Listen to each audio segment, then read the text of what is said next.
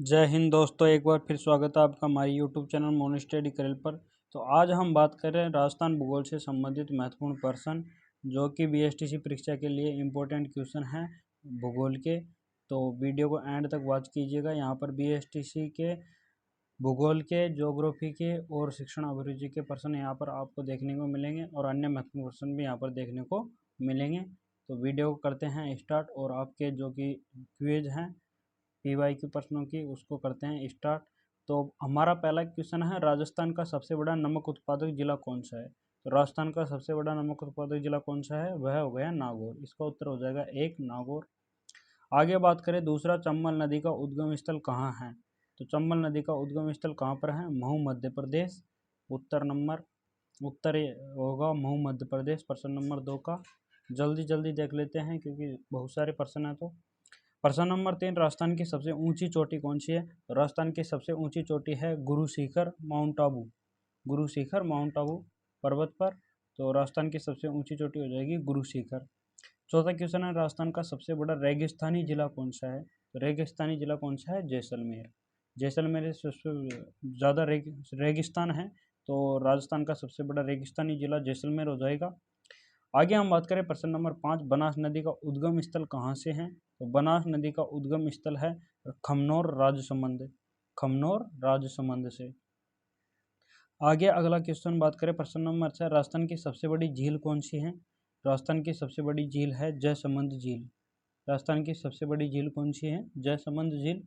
आगे बात करें राज्य की सबसे लंबी नदी कौन सी है। राज्य की सबसे लंबी नदी कौन सी है, तो वह है चंबल नदी। इसका उत्तर हो जाएगा चंबल नदी। आगे बात करें राजस्थान का सबसे गर्म जिला कौन सा है। प्रश्न नंबर 8 है हमें, राजस्थान का सबसे गर्म जिला कौन सा है। तो चूरू है। यहाँ पर सबसे ज़्यादा गर्मी होती है चूरू में, और अभी गर्मी का माहौल आप देख ही रहे हो। आगे बात करें प्रश्न नंबर 9, माउंट आबू का सबसे ऊंचा शिखर कौन सा है। तो माउंट आबू का सबसे ऊंचा शिखर है गुरु शिखर। कौन सा है, गुरु शिखर। आगे 10वां क्वेश्चन की बात करें, राजस्थान में सर्वाधिक वनस्पति कहाँ पाई जाती हैं। तो राजस्थान में सर्वाधिक वनस्पति पाई जाती है दक्षिणी पूर्वी क्षेत्र में। कहाँ पर पाई जाती है, दक्षिणी पूर्वी क्षेत्र में। आगे बात करें प्रश्न नंबर 11, राज्य की प्रमुख फसल क्या है। राज्य की प्रमुख फसल क्या है, तो इसका उत्तर हो जाएगा बाजरा।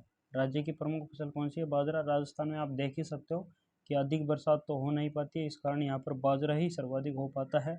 तो राज्य की प्रमुख फसल बाजरा हो जाता है।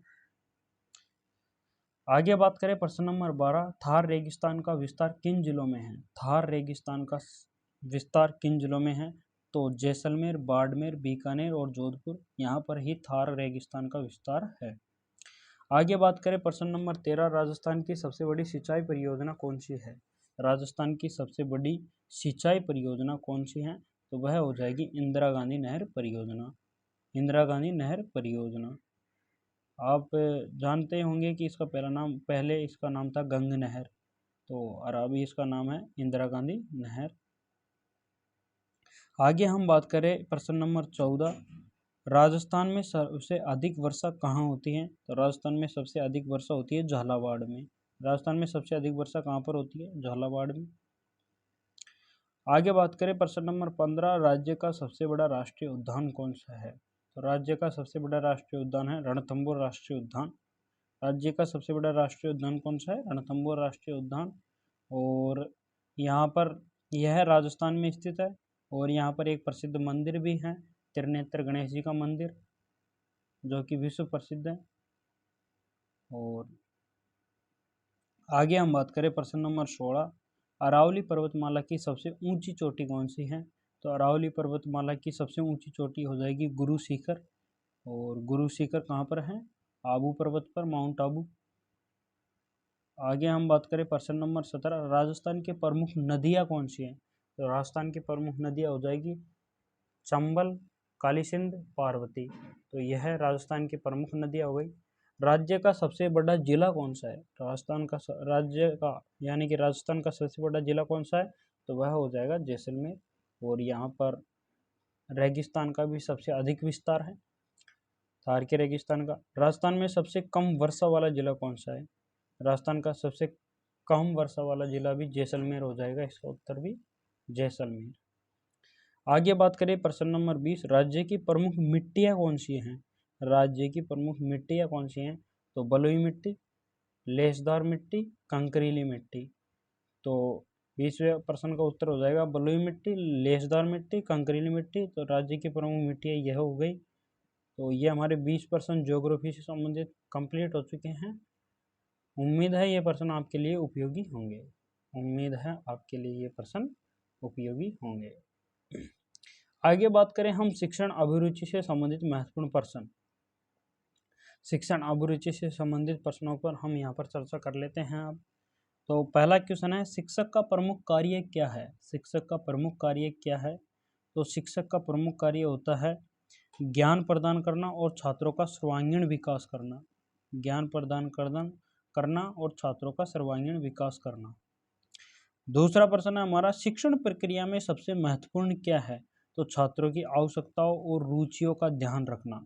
छात्रों की आवश्यकताओं और रुचियों का ध्यान रखना। एक प्रभावी शिक्षक की विशेषता क्या है? एक प्रभावी शिक्षक की विशेषता क्या है? तो छात्रों के प्रति सहानुभूति और धैर्य रखना। छात्रों के प्रति सहानुभूति और धैर्य रखना। शिक्षण में मूल्यांकन का उद्देश्य क्या है? शिक्षण अभिरुचि का हमारा चौथा क्वेश्चन है कि शिक्षण में मूल्यांकन के उद्देश्य क्या हैं? तो छात्रों की प्रगति का आकलन करना और सुधार के क्षेत्रों की पहचान करना। इसका उत्तर क्या हो जाएगा? शिक्षण में मूल्यांकन का उद्देश्य क्या है? तो छात्रों की प्रगति का आकलन करना और सुधार के क्षेत्रों में पहचान करना इसका उत्तर हो जाएगा। आगे बात करें, छात्रों को प्रेरित करने के लिए शिक्षक को क्या करना चाहिए? छात्रों को प्रेरित करने के लिए शिक्षक को क्या करना चाहिए? तो इसका उत्तर हो जाएगा छात्रों की प्रशंसा करना और उनकी उपलब्धियों को पहचानना। यह इसका उत्तर हो जाएगा। आगे हम बात करें प्रश्न नंबर 6, शिक्षण में प्रौद्योगिकी का उपयोग क्यों महत्वपूर्ण है? तो छात्रों को आकर्षक और प्रभावी तरीके से सीखने में मदद के लिए शिक्षण में प्रौद्योगिकी उपयोगी है। अगला हमारा 7वां क्वेश्चन है, एक शिक्षक को अपने छात्रों के साथ कैसा व्यवहार करना चाहिए? तो कैसा व्यवहार करना चाहिए? तो वह करना चाहिए सहानुभूतिपूर्ण और सम्मानजनक व्यवहार करना चाहिए। आगे बात करें, शिक्षण में योजना का महत्व क्या है? शिक्षण में योजना का महत्व क्या है? तो इसका उत्तर हो जाएगा हमारा छात्रों को संरचित और प्रभावी तरीके से सीखने में मदद करने के लिए शिक्षण में योजना का महत्व है। आगे बात करें, छात्रों की समस्याओं का समाधान करने के लिए शिक्षक को क्या करना चाहिए? तो शिक्षक को क्या करना चाहिए? तो शिक्षक को करना चाहिए छात्रों की बात सुनना और उनकी समस्याओं का विश्लेषण करना। यह इसका उत्तर हो जाएगा। आगे बात करें प्रश्न नंबर 10, शिक्षक की भूमिका क्या है? शिक्षक की भूमिका क्या है? तो छात्रों का मार्गदर्शन करना और उनकी सीखने की प्रक्रियाओं में सहायता करना। आगे प्रश्न नंबर 11, शिक्षण में संचार कौशल का महत्व क्या है? तो छात्रों के साथ प्रभावी ढंग से संवाद करने और उनकी आवश्यकताओं को समझने के लिए। यह इसका उत्तर हो जाएगा। 12वें प्रश्न की बात करें, छात्रों को सिखाने के लिए सबसे अच्छा तरीका क्या है? 12वां प्रश्न हमारा, छात्रों को सिखाने के लिए सबसे अच्छा तरीका क्या है? तो इसका उत्तर हो जाएगा हमारा छात्रों की रुचियों और आवश्यकताओं के अनुसार शिक्षण विधियों को अनुकूलित करना। यही इसका उत्तर हो जाएगा। प्रश्न नंबर 13, शिक्षक को अपने छात्रों के प्रति कैसा व्यवहार करना चाहिए? तो सहानुभूतिपूर्ण और समर्थनकारी। आगे बात करें, शिक्षण में मूल्यांकन और परीक्षण का उद्देश्य क्या है? तो छात्रों की प्रगति का आकलन करना और सुधार के क्षेत्रों में पहचान करना। एक शिक्षक को अपने शिक्षण कौशल में सुधार करने के लिए क्या करना चाहिए? 15वां प्रश्न है, एक शिक्षक को अपने शिक्षण कौशल में सुधार करने के लिए क्या करना चाहिए? तो इसका उत्तर हो जाएगा निरंतर प्रशिक्षण और विकास के अवसरों का लाभ उठाना। 16वां क्वेश्चन है हमारा, छात्रों को प्रेरित करने के लिए शिक्षक को क्या नहीं करना चाहिए? छात्रों को प्रेरित करने के लिए शिक्षक को क्या नहीं करना चाहिए? तो इसका उत्तर है छात्रों की तुलना दूसरों से करना और उनकी आलोचना करना। यह इसका उत्तर हो जाएगा। शिक्षक की जिम्मेदारी क्या है? शिक्षक की जिम्मेदारी क्या है? तो छात्रों को ज्ञान प्रदान करना और उनके चरित्र का विकास करना। 18वां क्वेश्चन है हमारा, शिक्षण में छात्रों की भागीदारी को बढ़ावा देने के लिए क्या करना चाहिए? तो छात्रों को सक्रिय रूप से शामिल करने और उनकी रुचियों को ध्यान में रखने के लिए। आगे बात करें प्रश्न नंबर 19, एक प्रभावी शिक्षक बनने के लिए क्या आवश्यक है? तो छात्रों के प्रति सहानुभूति, धैर्य और संचार कौशल। क्या है इसका उत्तर? छात्रों के प्रति सहानुभूति और धैर्य और संचार कौशल। आगे हम बात करें शिक्षक को अपने छात्रों के साथ कैसा संबंध बनाना चाहिए? तो सहानुभूतिपूर्ण समर्थनकारी संबंध बनाना चाहिए जो छात्रों को सीखने में मदद करे। आगे हम बात करें बीएसटीसी के लिए अन्य महत्वपूर्ण एमसीक्यू। तो यहाँ पर है पहला क्वेश्चन है हमारा, शिक्षा का अधिकार अधिनियम किस वर्ष लागू हुआ? शिक्षा का अधिकार अधिनियम किस वर्ष लागू हुआ? तो इसका उत्तर हो जाएगा वर्ष 2009 में। प्रश्न नंबर 2, आरटीई अधिनियम के तहत मुफ्त और अनिवार्य शिक्षा का अधिकार किस आयु वर्ग के बच्चों के लिए है? तो 6 से 14 वर्ष। शिक्षक में समावेशन का अर्थ क्या है? तो सभी बच्चों को उनकी क्षमताओं और आवश्यकताओं के अनुसार शिक्षा प्रदान करना। सभी बच्चों को उनकी क्षमताओं और आवश्यकताओं के अनुसार शिक्षा प्रदान करना। आगे बात करें एक समावेशी कक्षा में शिक्षक की भूमिका क्या है?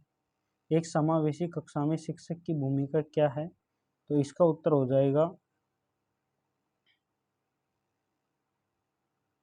सभी छात्रों की आवश्यकताओं को पूरा करने और उनकी सीखने की प्रक्रिया में सहायता करने के लिए। आगे बात करें हम प्रश्न नंबर 5, बच्चों के सीखने के में मूल्यांकन का उद्देश्य क्या है? तो छात्रों की प्रगति का आकलन करना और सुधार क्षेत्र में पहचान करना। आगे बात करें शिक्षा में प्रौद्योगिकी उपयोग में क्यों महत्वपूर्ण है? छात्रों को आकर्षक और प्रभावी तरीके से सीखने में मदद करने के लिए।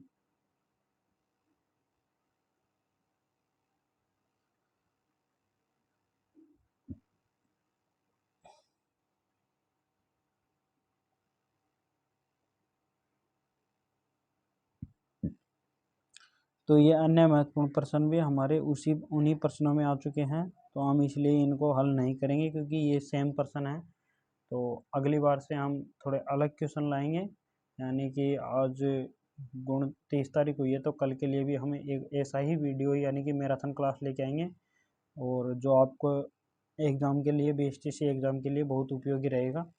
तो चैनल को सब्सक्राइब कर लीजिए ताकि आने वाली वीडियो आप तक पहुँचे और आप वीडियो का लाभ उठा सके। तो इसलिए चैनल को सब्सक्राइब कर लीजिएगा और बेल आइकन प्रेस कर लीजिएगा। तो मिलते हैं अगले नेक्स्ट वीडियो में, तब तक के लिए जय हिंद, जय भारत।